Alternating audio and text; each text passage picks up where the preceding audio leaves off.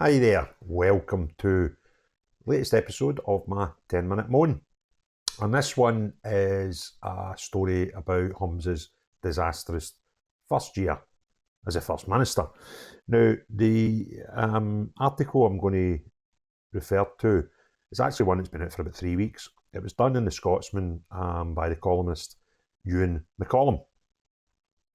And it's about his disastrous first year in what he calls almost a year on, the fall of the house of Humza Yousaf has started. And it's the reason that I'm talking about it now. I simply took a note of the piece. It wasn't a time specific piece. It wasn't talking about something that happened that day, like the budget or, some current affairs. It was something a wee bit more timeless. And I took a wee note to discuss it just whenever I had the opportunity, which is now. And it's got some great quotes from some sources within the SNP, and it gives you a great insight into the split that's happening in that party, and indeed how some in the party who are referred to as very, I think, popular or well-known figures feel the direction the party's taking. And what they're saying is stuff that I've been saying myself for a few months now about there's an evident split and how Humza, if Westminster election doesn't go too well for him, will be the end of him and potentially a knock-on effect to independence.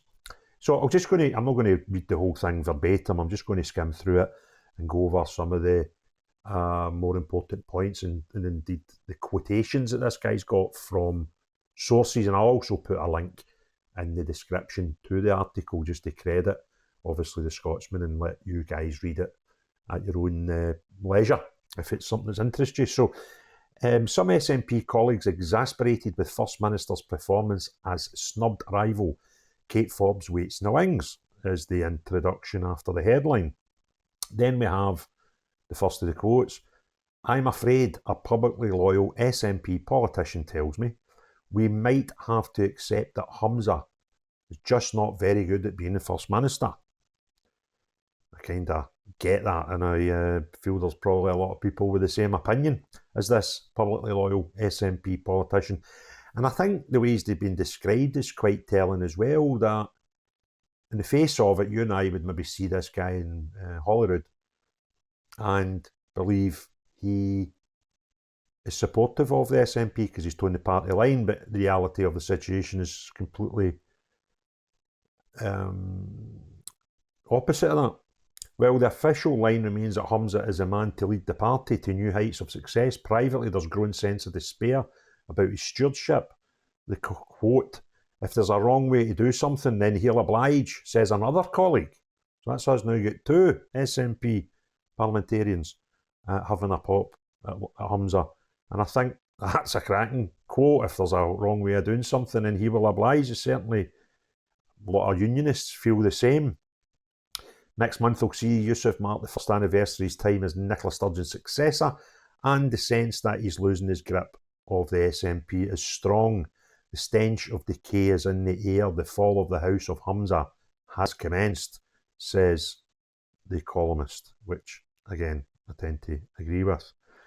He then goes on to speak a lot about the carry on with Matheson.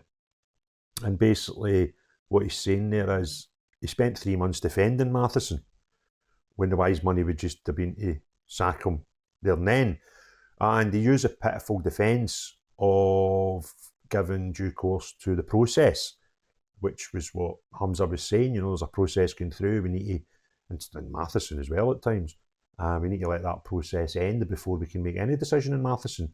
And then, quite bizarrely, Matheson bailed out about a week before that process did conclude. Amazing that, isn't it? So we've got to give these processes their place up until the time we realise we're teased out, and we then don't need to give them their place, which is quite bizarre. This goes on, if due process was all important to Matheson, why had he not jumped before the SPCB's findings had been published? A very, very good point. And anyway, for anyone in the real world caught fiddling their expenses to the tune of 11 grand, due process would be instant dismissal. Another fair point by The Columnist. Had Yousaf sacked Matheson last November when details of the bogus expenses claim were made public, this would be a long-forgotten issue. Instead, thanks to his decision to back Matheson right up until the point that Matheson quit, Yousaf's judgment, not for the first time, is in question. And this is a thing that, it always gets me. You think, they're PR. You've got to think they've got some decent people involved. But they keep making an absolute Roger Hunt of it. Anybody would have done the logical thing, known fine well, but the findings are going to be the guy broke the, I won't say the laws, but the regulations on so many counts here and lied to the Scottish Parliament. Yet Humza still backed him and backed him again. And the wise money would have been to put it to bed, get rid of him in November, and by now we wouldn't still be talking about Matheson, which we are. Incredible, isn't it? Totally inept. And if there's a wrong way of doing it, he'll find it. Just trying to find some. Shortly after Matheson announced his resignation, speculation about his replacement had many in the Scottish political bubble asking whether Yousaf might approach Kate Forbes, the former finance secretary, to fill the position. Forbes, who came a close second to Yousaf in last year's SNP leadership contest, has been in the backbenches since she was offered a demoted position by her new boss. While the SNP's fortunes have declined, Forbes' star has risen with colleagues and party members. With each passing week, speculation that she is ready to succeed Yousaf grows. Had Yousaf offered her the key health brief at the time of the crisis, she would have struggled to refuse. Even her staunchest supporters would have struggled to explain her refusal to step up at a time of crisis for a party.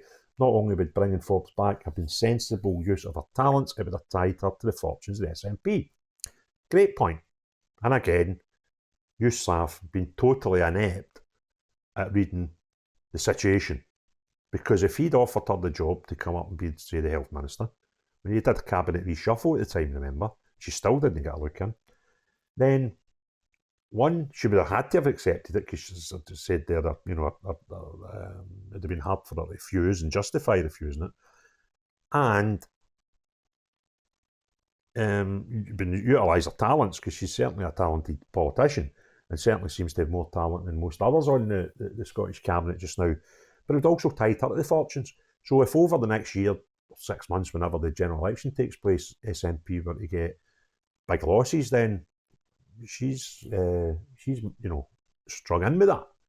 Whereas now, she's in the backbench, place collapses, she can step forward and try and claim the throne. But Yousaf, being that sort of spoiled wee schoolboy thing about him, couldn't do that, because he's not the brightest. Polls tell us all, including Humza Yousaf, that the SNP is on track to lose a significant number of its 43 MPs at this year's general election. The nationalist leader would struggle to survive such a drubbing, and we should not be at all surprised if colleagues decide he should be replaced before the next Holyrood election. Again, something that I've been saying on this channel for a long time. One NSP MSP tells me they'd put £11,000 on Yousaf being forced out after a general election humiliation and Forbes stepping up to be his replacement. Quoted, the polls might show us losing MPs, but they also tell us that once Labour is in power at Westminster, we can expect the SNP to rally at the next Holyrood election, and I think we'll see Humza take a lot of pain at general election and then Kate take over and win the next Holyrood election. One wee bit that I disagree with, I'd like to see them papped out of both, but I can understand their point. Forbes appeared to have exploded her leadership campaign last year when she admitted that due to her firm Christian beliefs, she would have voted against gay marriage and had been elected, if she'd been an elected member when the issue was being debated at Holyrood. And that, I think, is why the party high Hegians didn't support her. But it's also mad, I think the vote was 51-48%. It was kind of tight when you understand that all the Sturgeons of the world were all backing Humza. So I think she done rather well. And where are we? After Humza leads his party to general election losses, Kate Forbes will be perfectly placed to ride to the SNP's rescue. there isn't much in that piece that I can't agree with, and I think a lot of it's true. Humza, your time's up. I think Humza losing half the seats at Westminster would be the end of him, and then Kate Forbes would be, unless somebody else pops in for left field, would be the obvious replacement, because the other person who stood for the first minister, the leader of the SNP election, is went to Alba. So it would make sense, and hopefully it's all true up to that point, and then when we get to a Scottish election in another 18 months after the general election, they fail there as well. So there we go. First year of Humza's tenureship, absolute mitigating disaster. Nothing we didn't know already, but a nice piece by Ewan McCollum. So, unless you're a cult member, give me a thumbs up, give me some subscriptions, please, and have a wee chat on the comments below. And unless you're a cult member, unless you're a cult member, have a great day. Cheery bye now.